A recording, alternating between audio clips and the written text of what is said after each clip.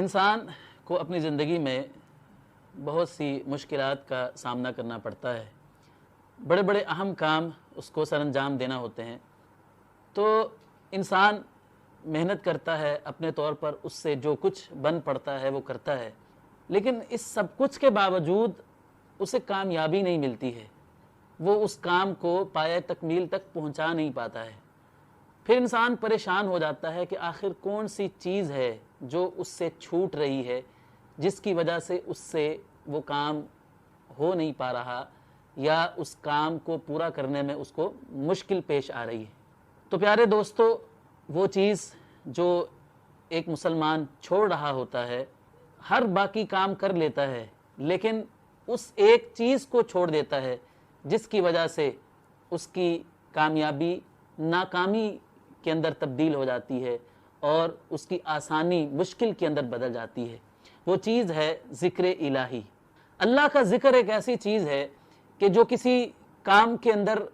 کامیابی حاصل کرنے کے لیے بہت زیادہ ضروری ہے۔ اللہ سبحانہ و تعالیٰ نے ہمارے سامنے قرآن مجید میں حضرت موسیٰ علیہ السلام کا واقعہ بیان فرمایا ہے۔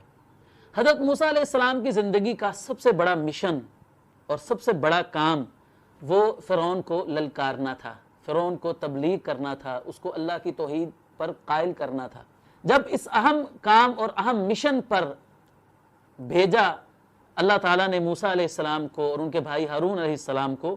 تو ہدایت جب کی اللہ تعالیٰ نے تو کیا فرمایا؟ اذهب انت واخوک بآیاتی ولا تنیا فی ذکری۔ موسیٰ، تو اور تیرا بھائی جاؤ میری آیات لے کر فرعون کے پاس، اور خاص طور پر جو میری نصیحت اور میری ہدایت کو یاد رکھنا ہے وہ یہ ہے کہ ولا تنیا فی ذکری، تم دونوں بھائیوں نے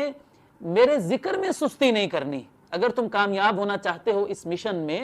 اور تم چاہتے ہو کہ فرعون کی آنکھوں میں آنکھیں ڈال کر تم اس کو للکار سکو،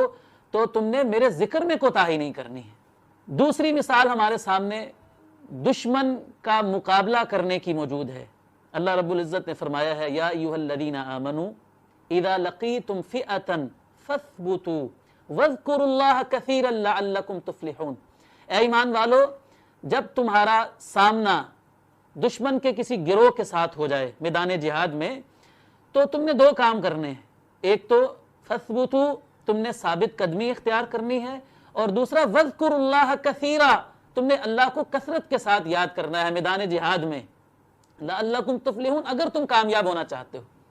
دیکھیں، جہاد ایک ایسا کام ہے، لڑائی ایک ایسا کام ہے کہ جس کے لیے انسان کو جسمانی طاقت کی بھی ضرورت ہوتی ہے، اسلحے کی بھی ضرورت ہوتی ہے،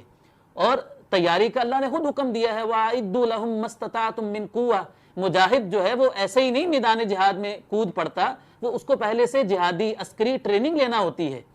ایک مجاہد جسمانی طور پر بھی فٹ ہے، اس نے جہاد کی تربیت بھی لے رکھی ہے، اور اس کے پاس اسلحہ بھی ہے جدید سے جدید ترین، لیکن اللہ تعالیٰ فرما رہے ہیں کہ اگر اے مجاہد تم نے دشمن کے ساتھ لڑنا ہے اور فتح حاصل کرنی ہے، ٹھیک ہے تم بڑے طاقتور ہو، تمہارے پاس اسلحہ بھی ہے، تم نے جدید عسکری ٹریننگ بھی حاصل کر رکھی ہے، لیکن یاد رکھو اگر تم نے کامیابی حاصل کرنی ہے، دشمن کو ناکام کرنا ہے، تو تمہیں اللہ کا ذکر کثرت کے ساتھ کرنا ہے۔ تو یہ دو مثالیں،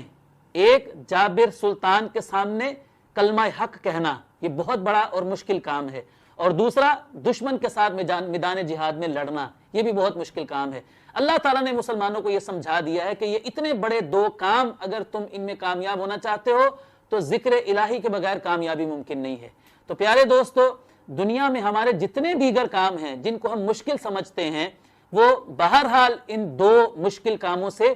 آسان ہوتے ہیں۔ اگر ہم چاہتے ہیں کہ ہماری ہر مشکل آسانی میں تبدیل ہو جائے، ہماری ہر ناکامی کامیابی میں بدل جائے، تو ہمیں اللہ کے ذکر کو اپنی زبان پر ہمیشہ جاری رکھنا چاہیے۔